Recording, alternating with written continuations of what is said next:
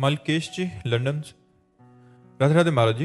महाराज जी, मैं दूसरों की पॉजिटिव या नेगेटिव विचारों से बहुत जल्दी प्रभावित हो जाता हूँ। नहीं होना चाहिए, नहीं तो परेशान हो जाओगे। हाँ, परेशान हूँ महाराज। हाँ, नहीं होना चाहिए, नहीं परेशान हो जाओगे। दूसरों के भाव में नहीं, नाम जप करो, नाम जप से थोड़ा ठीक हो जाएगा। बुद्धि हमारी शुद्ध होगी तो हमारे अंदर पॉजिटिव विचार इतना पुष्ट हो जाएगा स्वयं का कि दूसरे के नेगेटिव पॉजिटिव पर हमारा विचार ही नहीं जाएगा। दूसरा हमें अच्छा कहे तो हम खुश, दूसरा बुरा कहे तो हम दुखी। ये तो बहुत हल्की बात है, ये तो बहुत मतलब परेशान होने वाली बात है। इसको छोड़िए, नहीं तो परेशान हो जाएंगे। दूसरा बुरा कहे उसकी मति, दूसरा अच्छा कहे उसकी मति। हम जैसे अपने श्री भगवान के हैं, नाम जप कर रहे हैं, अपनी मस्ती में रहते हैं, दूसरे से मतलब नहीं। जो दूसरों से मतलब रखता है वो परेशान हो ही जाएगा। बिल्कुल नहीं। अगर मस्त रहना है तो पीछे गाली तुम्हें कोई दे रहा है, समझो पागल है। पीछे वो आपको कह रहा है बहुत अच्छे आदमी है, तो बहुत वो अच्छा आदमी है जो ऐसा बोल रहा है, उसकी मति है। मैं तो जैसा हूँ ऐसा हूँ ही, भगवान का बनाया हुआ। मैं अच्छा या बुरा दूसरे के कहने से मेरे ऊपर कोई फर्क नहीं पड़ता। ऐसे मस्त बनो तब तो आनंदित रहोगे, नहीं तो परेशान होगा। ये संसार किसी को भी एक तरफ से नहीं चलने देता। इसका नाम दुनिया है। ये दोनों ही बात बोलता है, एक अच्छा कहेगा दूसरा बुरा कहेगा। अब किसकी बात माने हम? हमको चाहिए, हमें अपनी मस्ती में रहना चाहिए। हम एक कथा सुनाते हैं घोड़े वाली।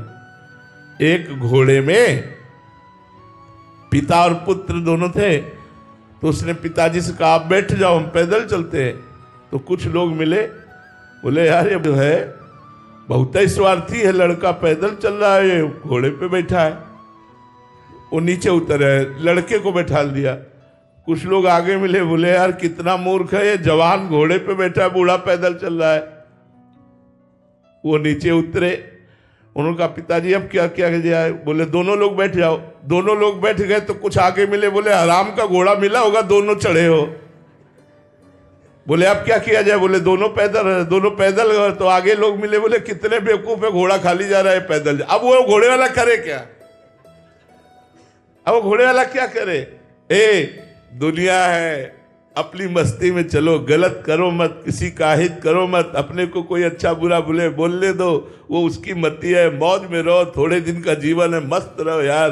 कौन क्या कहता है इस बात पे नहीं। भगवान का चिंतन करो, अच्छे कर्म करो, परोपकार करो और छोड़ दो।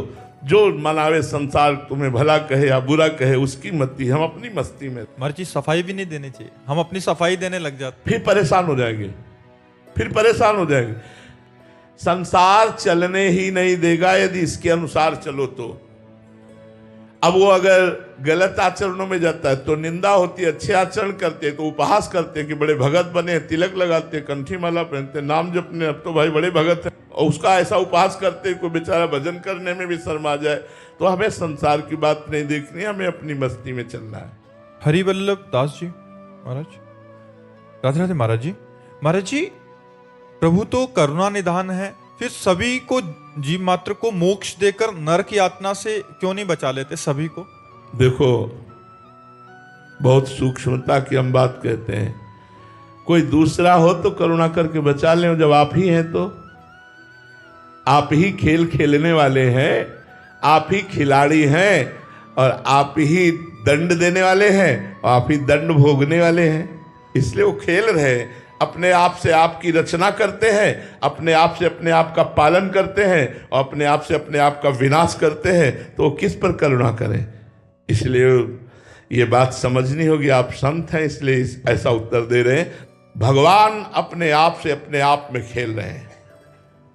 अब स्वतंत्र रूप से जो हम अज्ञान से युक्त होकर भगवान से विलग हो गए हम और अपने को कर्ता मान लिया, अपने को भोक्ता मान लिया, तब हमको स्वर्ग नरक की यात्रा करनी पड़ेगी।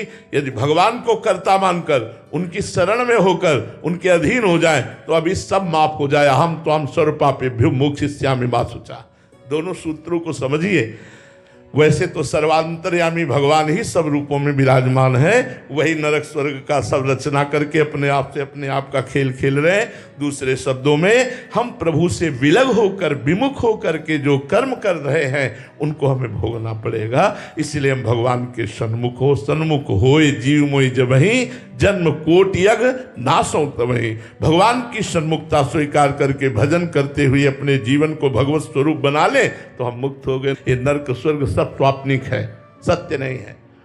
सत्य तो सच्चिदानंद भगवान है। आ ब्रह्म स्तंभ पर्यंतम सर्वम मायामयम जगत, तिनके से लेके ब्रह्मलोक तक सब मायामय जगत है, सब स्वाप्निक है। सत्य है तो भगवान है, सत्य है तो आत्मस्वरूप है।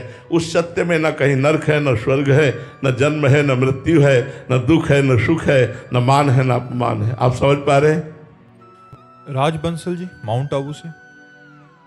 राधे राधे महाराज जी। महाराज जी, साधना में व्यभिचार ना हो, यहाँ महाराज जी व्यभिचार का तात्पर्य आपका क्या है? साधना में व्यभिचार, जैसे हमारे गुरु ने हमें प्रिया प्रीतम की उपासना दी, प्रिया प्रीतम का नाम दिया, प्रिया प्रीतम की सेवा दी।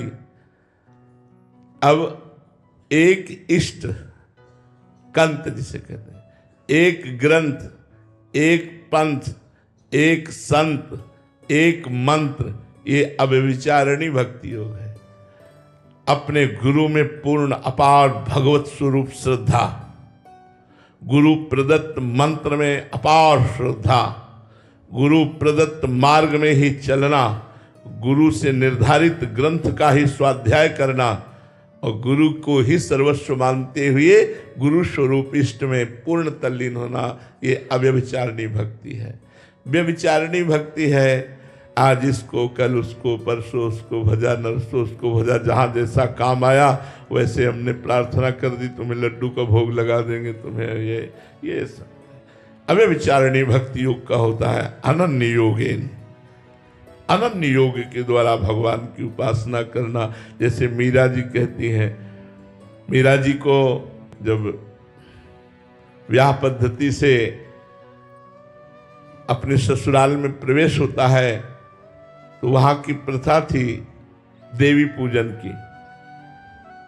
तो सास नंदरानी आदि ने कहा कि आपको देवी पूजन करना पड़ेगा। उन्होंने कहा नहीं, मैं देवी पूजन नहीं कर सकती। क्यों?